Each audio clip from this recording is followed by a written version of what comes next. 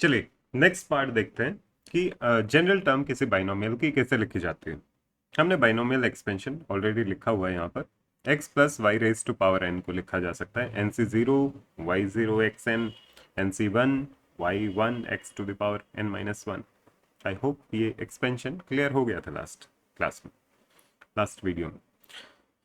तो अगर हमें x plus Y raise to power n का एक्सपेंशन लिखना है तो उसमें टोटल नंबर ऑफ टर्म्स कितनी होंगी। लास्ट वीडियो में हमने देखा है कि n प्लस वन टर्म्स होंगी, क्योंकि NC1 NC2 NC3 NCn तक तो वैल्यूज जाती ही हैं, पर वो NC0 से शुरू होते हैं, तो 1 से n तक n टर्म्स और एक जीरो वाली टर्म भी ऐड कर देते तो n प्लस वन टर्म्स हो जाती। तो जो NC0 y raise to power zero x raise to power n, जो ये टर्म होगी ये फर्स्ट टर्म होगी। NC1 y raise to power one वाली जो टर्म है वो टर्म नंबर 2 होगी। NC2 टर्म नंबर 3 में आएगा। NCn term number n plus one में आएगा, लास्ट टर्म में आएगा, क्योंकि total number of terms n plus one है तो term number n plus one में आएगा। तो अगर मुझे जनरल टर्म लिखना है तो मैं पैटर्न को ऑब्जर्व कर सकता हूँ कि जब टर्म नंबर वन है तो यहाँ पर NC जीरो आता है, टर्म नंबर टू है तो यहाँ पर NC वन आता है, टर्म नंबर थ्री है तो यहाँ पर टू आता है। तो यहाँ पर हम जनरली NC कॉम्बिनेशन वाली टर्म को लिखते हैं NCR की फॉर्म में, क्योंकि NCR का मीनिंग होता है कॉम्बिनेशन में कि R objects out of N objects हमने सेलेक्ट किए, तो हम इसको NCR जनरली लिखते हैं। तो अगर यहाँ पर R है तो ये टर्म नंबर कौन सी होनी चाहिए। अगर यहाँ पर जीरो है तो टर्म नंबर वन है, टर्म यहाँ पे वन है तो टर्म नंबर टू है, यहाँ पे टू है तो टर्म नंबर थ्री है। अगर यहाँ पर R है तो टर्म नंबर क्या होना चाहिए, R प्लस वन, क्योंकि यहाँ अगर NC जीरो है तो टर्म नंबर वन है, NC वन है तो टर्म नंबर टू है, NC टू है तो टर्म नंबर थ्री। तो अगर NCR है तो term number R plus one होना चाहिए।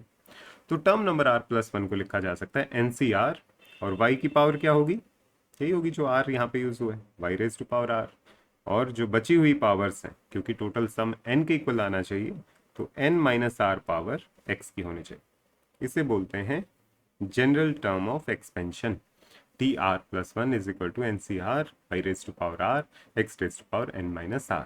बाई कन्वेंशन जो सेकेंड पार्ट होता है, जो सेकेंड टर्म होती है x और y में, उसकी बढ़ती हुई पावर्स को लिखा जा सकता है। इसलिए R की वैल्यू, जब हम R की वैल्यू कहाँ से लेंगे, NC जीरो से शुरू होता है, तो R की वैल्यू जीरो, R की वैल्यू वन, और कहाँ तक जाएगी R की वैल्यू, n तक जाएगी, क्योंकि जब R की वैल्यू जीरो होगी टर्म नंबर वन बनेगा, जब R की वैल्यू वन होगी तब टर्म नंबर टू बनेगा, जब R की वैल्यू n होगी तब term number n plus one बनेगा, लास्ट टर्म बनेगा। तो R की वैल्यू जीरो से लेके n तक जाएंगी, जब जब R की वैल्यू जीरो आएगी टर्म नंबर वन मिलेगा, term number two, term number three. तो इस टर्म को बोला जाता है T are plus one is equal to NCR Y raise to power R x raise to power n minus R।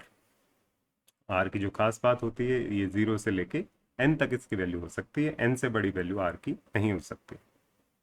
तो I hope कि इससे क्लियर हुआ होगा कि जो बाइनोमियल है उसकी जनरल टर्म को कैसे लिखा जा सकता है। एक क्वेश्चन करके देखते हैं। Let us say one plus X raise to power 10 लिखा हुआ है, इसकी जनरल टर्म आपको लिखनी। तो जनरल टर्म को लिखने का तरीका होता है कि भाई टी आर प्लस वन लिखा जाता है, ये जो आर है वो NCR में यूज होना है, तो ये NCR अगर यहाँ पर है तो ये टी आर प्लस वन बनता है। तो इसलिए हम किसी भी टर्म को R प्लस वन की फॉर्म में लिखते हैं, क्योंकि यहाँ पर हमें NCR कंफर्टेबल याद रहता है। NCR है, अब ये जो R है ये सेकंड, जो y की जगह यहाँ पे x है, तो जो सेकंड टर्म होते हैं उसकी पावर्स को बढ़ते हुए लिखते हैं। तो सेकंड टर्म तो यहाँ पे x है, x raise to power R, और जो फर्स्ट टर्म है वन, उसकी पावर कितनी हो जाएगी, n माइनस R। तो general term T are plus one हो जाएगा NCR x raise to power R, और वन की पावर तो आप कितनी भी कर लो वो हमेशा वन रहेगा, तो इस वजह से n माइनस R ये वैल्यू रहेगी वन। तो ये जनरल टर्म हो जाएगी T are plus one is equal to NCR x raise to power R।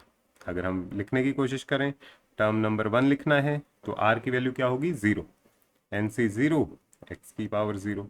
Term number to लिखना है, अगर टू लिखना है तो R क्या लेना पड़ेगा, वन, NC वन x की पावर वन।